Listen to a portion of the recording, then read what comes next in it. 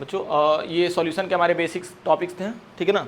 इसके आगे देखो तो नेक्स्ट क्या था, हमने सॉल्यूशन को डिफाइन किया था कि सॉल्यूशन का डेफिनेशन होता क्या है एंड इसके कितने कंपोनेंट्स बच्चों होते हैं, है कि नहीं। 2 या 2 से अधिक कंपोनेंट्स हो सकते हैं, लेकिन हमें बच्चों अकॉर्डिंग टू सिलेबस कितने कंपोनेंट्स को पढ़ना है, 2 कंपोनेंट, सॉल्यूट एंड सॉल्वेंट्स को लेकर के चलने हैं बच्चों।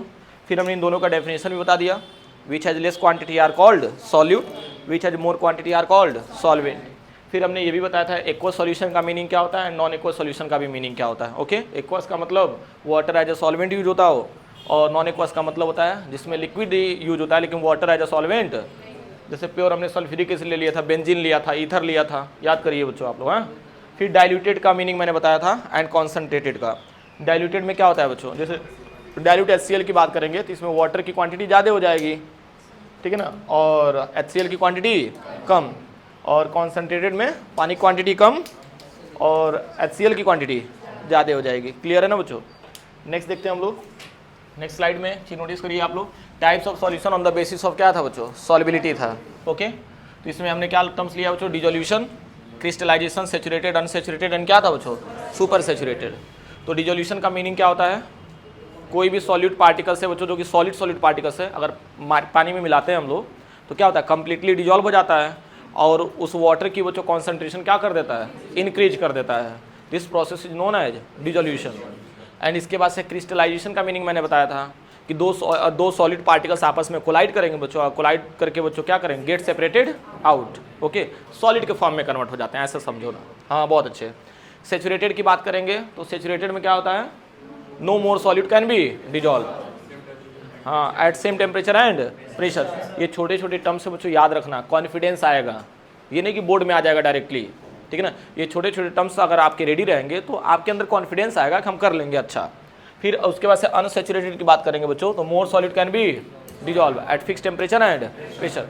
एक तो बात रही बच्चों डेफिनेशन रट लेना भाई, और एक चीज़ होता है कि फील करना कि हाँ यार एक्चुअली में ये बताने की कोशिश क्या कर रहा है। तो मैंने एग्जाम्पल लेकर के बताया था कि 500 ग्राम अगर आपके पास जो सॉल्यूट है और वो कम्प्लीटली डिजॉल्व हो जा रहा है, ठीक है, जैसे हम लोग अमाउंट बढ़ा रहे हैं तो कम्प्लीटली डिजॉल्व नहीं हो रहा है बच्चों। जैसे मान लो 501 कर दिया तो डिजॉल्व नहीं हो रहा था, लेकिन 500 ग्राम बच्चों क्या हो रहा है, डिजॉल्व हो जा रहा था। तो क्या था, सेचुरेटेड पॉइंट था। क्लियर हो रहा है कि नहीं। और ये आपका 501 ग्राम भी अगर डिजॉल्व हो जा रहा है बच्चों तो क्या हो जाएगा, सुपर सेचुरेटेड हो जाएगा। और इससे कम अमाउंट क्या है बच्चों, 499, तो क्या हो जाएगा, अनसेचुरेटेड हो जाएगा। ये टर्म्स बच्चों याद रखना थोड़ा सा, ठीक है। फिर इसके बाद से था बच्चों हमारा types of solution on the basis of physical state. तो फिजिकल स्टेट में सॉल्यूट, सॉल्वेंट एंड क्या लिया था, सॉल्यूशन, एंड साथ में हमने क्या लिया था, एग्जाम्पल। अब एक चीज नोटिस करिए बच्चों, सॉल्वेंट हमने सिमिलर रखा था, यहाँ पे गैस गैस गैस एंड यहाँ पे liquid liquid liquid, solid solid solid. एक चीज नोटिस करना बच्चों, सॉलिड हमने गैस गैस लिया बच्चों तो इसका मिक्सचर क्या मिलेगा, गैसियस सॉल्यूशन, याद रखना बच्चों। तो हमने क्या बताया, oxygen gas dissolve in nitrogen gas हो जाएगा। फिर नेक्स्ट हमने बताया था लिक्विड गैस का कंपोजिशन, तो लिक्विड गैस का कंपोजिशन भी क्या कहलाएगा, gaseous solution. Chloroform plus nitrogen gas क्या हो जाएगा, नाइट्रोजन गैस हो जाएगा बच्चों। क्लियर है ना। तो क्लोरोफॉर्म क्या होता है, लिक्विड के फॉर्म में होता है, और यहाँ पे बच्चों नाइट्रोजन गैस है हमारे पास। ओके, अब एक चीज नोटिस करिए बच्चों, फिर नेक्स्ट हमने क्या लिया था, सॉलिड गैस, ये तो हमने क्या लिया, डस्ट पार्टिकल्स इन एयर। और भी एग्जाम्पल हो सकता है क्या, कैम्फर इन किसमें, नाइट्रोजन गैस। कैम्फर जो होता है ना, कैम्फर वो भी सॉलिड फॉर्म में होता है, और नाइट्रोजन गैस तो गैस के फॉर्म में रहता है। ये बच्चों यहाँ तक क्लियर है, इसके आगे समझते हैं। नेक्स्ट बात करते हैं बच्चों, gas liquid, carbonated drinks, cold drinks हो जाएगा बच्चों। लिक्विड लिक्विड का कंपोजिशन क्या हो जाएगा, एथेनॉल प्लस वाटर हो जाएगा। ये सब बच्चों जितना बार याद देखोगे ना बच्चों उतना बार याद होगा, अच्छे से याद होगा। सॉलिड लिक्विड की बात करेंगे तो क्या मिलेगा, शुगर प्लस वाटर। फिर इसके बाद से बात करते हैं गैस सॉलिड, तो क्या मिलेगा, सॉलिड सॉल्यूशन मिलेगा, और हाइड्रोजन गैस इन पैलेडियम हो जाएगा। गॉट इट, आसान है बच्चों। फिर लिक्विड सॉलिड की बात करेंगे बच्चों तो क्या बना, मरकरी प्लस सोडियम। मरकरी क्या होता है बच्चों, लिक्विड के फॉर्म में होता है, और सोडियम क्या होता है, मेटल। इसी को अमलगम बोला जाता है। सोडियम अमलगम कह देंगे बच्चों, जिंक अमलगम कह देंगे। जब मतलब मरकरी का यूज होता है बच्चों तो उससे रिलेटेड जब हम लोग क्या करते हैं, मेटल में डिजॉल्व करते हैं ना, तो कंपोजिशन को क्या बोलते हैं हम लोग, अमलगम बोलते हैं। ओके, नेक्स्ट बात करते हैं सॉलिड सॉलिड, तो एलॉय हो जाएगा बच्चों, कॉपर डिजॉल्व इन गोल्ड हो जाएगा कि नहीं बच्चों, आसान है। अभी देखो मैंने एक और चीज़ बताया कि एलन का जो मॉड्यूल होता है ना बच्चों, आप लोग को खरीदने के लिए मान लो कहीं ना कहीं बच्चों इधर उधर आपको सोर्स लेना पड़ेगा ना।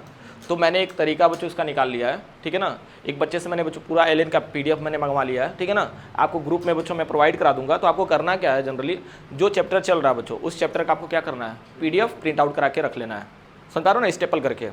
ये काफ़ी इंटरेस्टिंग रहेगा और अच्छा भी रहेगा बच्चों कि साथ में आप लोग बोर्ड भी पढ़ेंगे और इसमें जेईई नीट भी कवर करेंगे, ठीक है ना। आपका लेवल बच्चों बूस्ट होते रहेगा ना, नो डाउट, क्योंकि बच्चों इसके बाद से आपको कहीं ना कहीं बच्चों किसी न किसी एंट्रेंस एग्जाम में बैठना ही है कि नहीं। बोर्ड एक टारगेट है ये, लेकिन बच्चों जो भी बच्चे होते हैं वो उनका एक टारगेट एक और हो जाता है कि भाई कि साथ में हम लोग कहीं ना कहीं यूनिवर्सिटी वगैरह भी निकाल लें या कोई आईआईटी क्रैक कर ले भाई, या तो एम्स में एडमिशन मिल जाए। तो इसके लिए भाई कहीं ना कहीं अभी से मेहनत करना पड़ेगा, ठीक है ना। और एक चीज़ और ध्यान देना बच्चों, ये विशेष है, थोड़ा सा ध्यान देना। जैसे ऐसे बहुत सारे बच्चे हैं जो अभी भी क्लासेस अपना कंटिन्यू नहीं किए हैं, ठीक है। और आप लोग बच्चों उन सारे बच्चों को साइड करके और आप लोग अभी से क्लासेस अपना स्टार्ट कर लियो।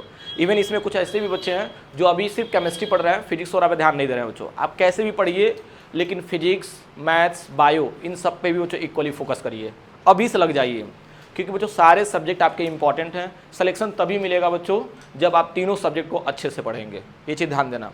मान लीजिए जैसे आपको केमिस्ट्री आसान लग रहा है, ठीक है, आपको मैथ्स टफ लग रहा है और फिजिक्स आपको आसान लग रहा है, एक बात मैं कह रहा हूँ बच्चों, ठीक है। हालांकि मान लीजिए मैथ और केमिस्ट्री आपका आसान है और आपके लिए बच्चों फिजिक्स टफ है, तो कंपटीशन किस में है, फिजिक्स में है बच्चों। सिलेक्शन आप फिजिक्स से लेंगे, तो इसलिए कह रहे हैं बच्चों ये नहीं कि अब केमिस्ट्री यार आसान है तो इसको छोड़ दो, हम जो टफ है उस पर फोकस करेंगे, नहीं बच्चों, जो आसान है उसको भी लेके चले साथ में, और जो टफ है उस पर भी हम फोकस करते रहें, तब आप बेहतर कॉम्बिनेशन कर पाएंगे। वरना बहुत सारे बच्चे कंफ्यूज रहते हैं कि सर एक सब्जेक्ट छोड़ रहे हैं तो फिर दूसरा बैलेंस नहीं हो पा रहा है, दूसरा छोड़ रहे हैं तो दूसरा नहीं हो पा रहा है। तो आप अपने दिमाग से बैलेंस करिए, क्योंकि आपको अपनी कैपेसिटी पता है कि हमको कैसे करना है, ये चीज़ ध्यान देना।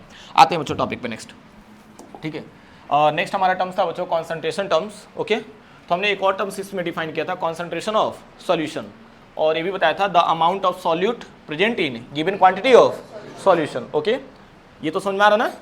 फिर हमने बताया था कि इसको दो पार्ट्स में डिवाइड कर सकते हो आप लोग। एक क्या था, टेम्परेचर डिपेंडेंट, एंड दूसरा क्या है, टेम्परेचर इंडिपेंडेंट टर्म्स है। तो टेम्परेचर डिपेंडेंट में हमने क्या लिया था, वॉल्यूम, एंड टेम्परेचर इंडिपेंडेंट में क्या लिया था, मास या वेट लिया था। क्लियर है कि नहीं, कहाँ खोई हो, इधर ध्यान दो, ठीक है। टेम्परेचर डिपेंडेंट की बात करेंगे तो इसमें आ जाएगा volume percentage, wait by volume percentage, molarity, normality, strength, ppm.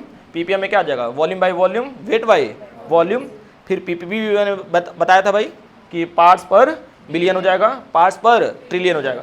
एक और टर्म्स इसमें ऐड कर लो बच्चों, फॉर्मेलिटी। क्या, अभी मैं इसका डेफिनेशन लिखवा भी दूंगा, क्या हो जाएगा, फॉर्मेलिटी। हालांकि बच्चों देखो बोर्ड के पॉइंट ऑफ व्यू से बच्चों ये नहीं दिया हुआ है, ठीक है ना, लेकिन कंपटीशन के भी आप पे तो है ये, ओके। नेक्स्ट बात करते हैं टेम्परेचर इंडिपेंडेंट, बाद में लिख लेना, अभी समझ लो। टेम्परेचर इंडिपेंडेंट की अगर हम बात करेंगे तो मास परसेंटेज हो जाएगा weight by wait, and volume by wait percentage, next molality, mole fraction, and क्या हो जाएगा, पीपीएम हो जाएगा। क्लियर है कि नहीं। अब इसके बाद से क्या करेंगे बच्चों, एक एक करके लाइन बाय लाइन सबको हम क्या करते हैं बच्चों, डिफाइन करते हैं। मैंने एक और टर्म बताया था बच्चों कि कॉन्सेंट्रेशन जो होता है ये किसका रेशियो होता है बच्चों, solute upon solution, solute upon solution, and oblique क्या कर सकते हो आप लोग, सॉल्वेंट। नहीं कर सकते हैं बच्चों, ध्यान देना। कॉन्सेंट्रेशन को अगर डिफाइन करना रहेगा तो ऊपर क्या हो जाएगा, सॉल्यूट, एंड नीचे क्या हो जाएगा, सॉल्यूशन ऑब्लिक सॉल्वेंट हो जाएगा। क्लियर है कि नहीं। अब इसके आगे समझते हैं बच्चों, इसी पैटर्न पे बच्चों सबका डेफिनेशन भी है, ओके। आगे देखते हैं हम लोग। नेक्स्ट बच्चों इसमें मोलैरिटी वगैरह हमने डिफाइन पहले ही कर दिया था, ठीक है ना। तो ये काम करते हैं, और नॉर्मेलिटी को हमने डिफाइन किया ना, ठीक है। अब इसी के साथ बच्चों मोलैरिटी को भी एक बार मैं बता दे रहा हूँ कि कैसे आपको करना है, ठीक है। और इसमें एक और टर्म था वॉल्यूम परसेंटेज। तो अगर वॉल्यूम परसेंटेज की बात करेंगे तो क्या हो जाएगा बच्चों, वॉल्यूम ऑफ सॉल्यूट, और नीचे क्या हो जाएगा, टोटल वॉल्यूम ऑफ सॉल्यूशन, और इनटू क्या हो जाएगा, 100 हो जाएगा ना। सेम वैसे ही बच्चों हमने डिफाइन किया था वेट बाई वॉल्यूम, तो क्या हो जाएगा, वेट ऑफ सॉल्यूट, और नीचे क्या हो जाएगा, वॉल्यूम ऑफ सॉल्यूशन, इनटू क्या हो जाएगा, 100। अब तो आपके माइंड में फीड हो गया होगा। ये तो ऐसे ही मास परसेंटेज भी अगर डिफाइन करना रहेगा, मास परसेंटेज, तो मास परसेंटेज का मीनिंग क्या हो जाएगा, वेट बाई, मतलब वेट बाई वेट रहेगा, तो वेट ऑफ सॉल्यूट, और नीचे क्या हो जाएगा, वेट ऑफ सॉल्यूशन। आसान है कि नहीं, ठीक है। अब इसके आगे समझते हैं। एक और टर्म्स था बच्चों, क्या था, नॉर्मेलिटी था। क्या था, नॉर्मेलिटी। तो नॉर्मेलिटी में बच्चों मैंने बताया था, क्या था बच्चों नॉर्मेलिटी में, हाँ बोलो बोलो बोलो, कोई दिक्कत नहीं। अच्छा ठीक है, मैं यहाँ पे ना 2 डेफिनेशंस बच्चों कवर कर रहा हूँ एक ही साथ। ओके, आपका इसमें रिवाइज भी हो जाएगा। मोलैरिटी, मोलैरिटी के लिए कैपिटल M होता है, ठीक है। तो यहाँ पे क्या था बच्चों, the number of moles of solute dissolve, हाँ डिजॉल्व इन पर लीटर, बहुत अच्छे, वॉल्यूम ऑफ सॉल्यूशन। एक बात बताएं बच्चों, मेरा सबसे बड़ा अचीवमेंट क्या है, जो आप गुनगुना रहे हो, इस बात को समझो। क्योंकि जिन बच्चों को नहीं समझ में आता ना, वो कुछ नहीं बोल पाते बेचारे, और जिसको आता है ना बच्चों, जानते हो ना यार, ज्ञान है, बिना बांटे आप नहीं रह पाएंगे अगर ज्ञान रहेगा आपके पास तो, ठीक है ना। जैसे नहीं कहते हैं लोग, ज्ञान बांटने से बढ़ता है, इसका मतलब क्या समझते हो? ज्ञान बांटने से जानते हो क्या होता है, आपका रिवाइज होता है बार बार, ठीक है। ये नहीं कि किसी और को दे रहे हो तो इसीलिए बढ़ रहा है, भगवान आपके ऊपर कृपा कर रहा है, ऐसा कुछ नहीं है, ठीक है ना। वो एक्चुअली क्या होता है ना, बार बार रिवाइज होता है बच्चों, ठीक है ना। इसीलिए कभी कहा जाता है ना कि दोस्तों से इन सब चीज़ों से रिलेटेड बच्चों डिस्कस करना चाहिए, ठीक है ना, बार बार याद होता है। तो देखो, मोलैरिटी की बात करेंगे, the number of moles of solute dissolve in पर लीटर वॉल्यूम ऑफ सॉल्यूशन। ये बताओ, ये तो मोलैरिटी की रही बात। ये बताओ, अगर सेम इसमें हम लोग ऐड कर लें किसको, नॉर्मेलिटी, तो नॉर्मेलिटी के लिए क्या हो जाएगा, कैपिटल N हो जाएगा। तो नंबर ऑफ मोल्स के जब क्या कर देंगे, बहुत अच्छे, पर लीटर वॉल्यूम ऑफ सॉल्यूशन। और यहाँ क्या हो जाएगा बच्चों, the number of gram equivalent हो जाएगा ना बच्चों, the number of gram equivalent of solute dissolve in पर लीटर वॉल्यूम ऑफ सॉल्यूशन। ये मोलैरिटी एंड किसका था बच्चों, नॉर्मेलिटी का। और इसका मैंने फॉर्मूला भी बच्चों आपको डिराइव करके दे दिया था कल। ओके, थोड़ा सा एक बार प्रैक्टिस कर लेना, जहाँ पे जो पॉइंट नहीं समझ में आएगा मेरे से पूछ लेना। ओके, आगे चलते हैं बच्चों। हाँ, फिर हमने ये भी बताया था कि एन फैक्टर बच्चों कैसे कैलकुलेट करते हैं बच्चों, ये आपके सामने रहा। मैंने ये भी बताया था बच्चों कि चार्ज ही बच्चों हमारा क्या होता है, एन फैक्टर होता है, कितने इलेक्ट्रॉन ट्रांसफर हो रहे हैं। जैसे मान लो HCl है तो H प्लस और Cl माइनस, कितने इलेक्ट्रॉन ट्रांसफर हुए बच्चों, 1, तो एन फैक्टर इसका कितना हो जाएगा। इसमें मान लो जैसे H2SO4 है, इसको 2 तरीके से हमने ब्रेक करके दिखाया, एक H plus and HSO4 minus, तो एक इलेक्ट्रॉन ट्रांसफर हो रहा है। लेकिन यहाँ पे अगर हम लोग H2SO4 की बात करें तो 2H plus and SO4 2 minus, तो कितने इलेक्ट्रॉन ट्रांसफर हो रहे हैं, 2 इलेक्ट्रॉन। तो इसका एन फैक्टर कितना हो जाएगा, 2 हो जाएगा। एनी प्रॉब्लम, आसान है ना। तो इस तरीके से बच्चों करना होगा। NaCl है, Na plus and Cl minus, कितना इलेक्ट्रॉन ट्रांसफर हो रहा है, 1, तो एन फैक्टर कितना हो जाएगा, 1। कितना आसान है ना।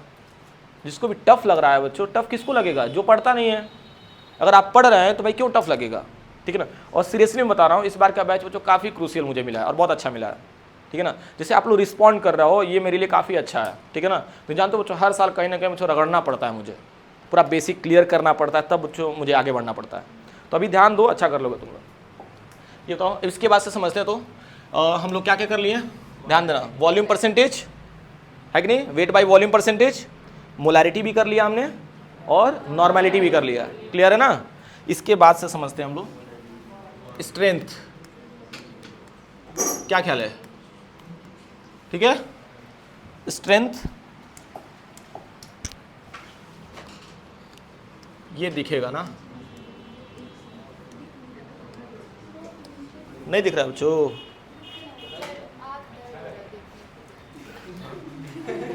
तो कोई दिक्कत नहीं। जैसे ना क्या हुआ ना, वो बच्चे थोड़ा सा और आगे आ गए, तो आप लोग थोड़ा सा और आगे आ गए हो, जगह तो बहुत है, राइट। कोई बात नहीं, थोड़ा सा भी दर्द करेगा, सही हो जाएगा। रुक जाओ, सही करता रहा मैं, अभी सही है। थोड़ा बहुत ब्राइटनेस कम कर दिया, ध्यान दो। तो स्ट्रेंथ की बात करते हैं हम लोग। देखो, the mass of solute dissolve in पर लीटर वॉल्यूम ऑफ सॉल्यूशन। एक चीज नोटिस करना, यहाँ पे क्या था, the number of moles of solute था, लेकिन यहाँ पे स्ट्रेंथ के लिए हमने क्या बोला बच्चों, the mass of solute dissolve in पर लीटर वॉल्यूम ऑफ सॉल्यूशन। समझ में आया कुछ। अब स्ट्रेंथ को डिफाइन करना होगा, तो देखो स्ट्रेंथ कैपिटल एस से डिनोट करते हैं। ये बताओ यहाँ पे क्या हो जाएगा, द मास ऑफ सॉल्यूट, नीचे क्या हो जाएगा, वॉल्यूम ऑफ सॉल्यूशन, और किस में हो जाएगा, इन लीटर। बहुत अच्छे, मास of solute and volume of solution. एक क्रॉस क्वेश्चन मैं कर रहा हूँ, ठीक है। मास ऑफ सॉल्यूट जो है इसका सिंबल क्या होगा,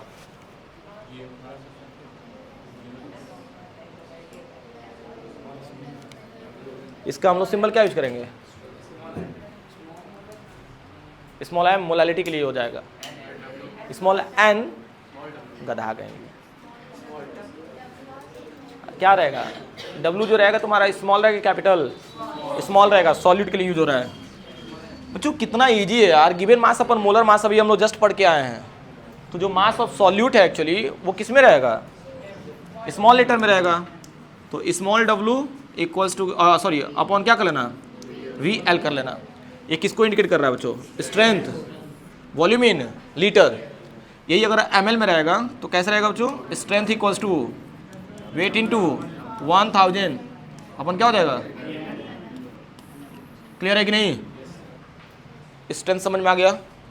अब इसके बाद से बच्चों एक और क्रॉस क्वेश्चन आता है कि सर मोलारिटी एंड स्ट्रेंथ में रिलेशन कुछ होता है कि नहीं होता है। तो होता है भाई, मैंने अगर क्वेश्चन किया तो भाई जाहिर सी बात होता है, कर लेंगे। जैसे यहाँ पे क्वेश्चन आता है relationship between molarity and strength, molarity and, तो मोलारिटी का फॉर्मूला क्या होता है, गिवन मास अपॉन इनटू क्या होता है, लीटर ले लो। तो इसका मीनिंग क्या है, क्या है बच्चों, स्ट्रेंथ है। तो वी नो दैट, ऐसे लिख लेना, स्ट्रेंथ इक्वल्स टू ना बच्चा गिवन मास अपॉन क्या हो जाएगा, वॉल्यूम इन, होता है ना, मतलब ये तो था, ठीक है कोई दिक्कत नहीं है, ये हो जाएगा ना। अब ये जो डेटा है बच्चों यहाँ पे इसमें पुट कर सकते हैं ना, इसको मान लो आप लोग इक्वेशन फर्स्ट, इसको मान लेना इक्वेशन सेकेंड। तो हम लोग ये चीज़ लिखते हैं कि नहीं, the value of equation second put in equation first, okay put करो। यहाँ पे m इक्वल्स टू, ये बताओ weight by volume in litre equals to क्या मान लेंगे हम लोग, स्ट्रेंथ अपॉन क्या हो जाएगा, m नॉट। तो स्ट्रेंथ इक्वल्स टू अगर निकाले हम लोग तो मोलारिटी इंटू क्या हो जाएगा बच्चों, m नॉट। इसको अगर वर्ड्स में लिखे हम लोग तो क्या कैसे लिख सकते हैं, हाँ स्ट्रेंथ इक्वल्स टू क्या हो जाएगा, मोलारिटी इंटू क्या हो जाएगा, मोलर मास। क्या लिख सकते हैं हम लोग, आसान है कि नहीं। तो ये तो कर सकते हैं हम लोग। एक बच्चों अभी क्लास वर्क में दे रहा हूँ, जान दो क्या क्या हो सकता है बताओ, between normality and strength, normality and strength, ये हो जाएगा कि नहीं, चलिए नोट करिए फटाक से।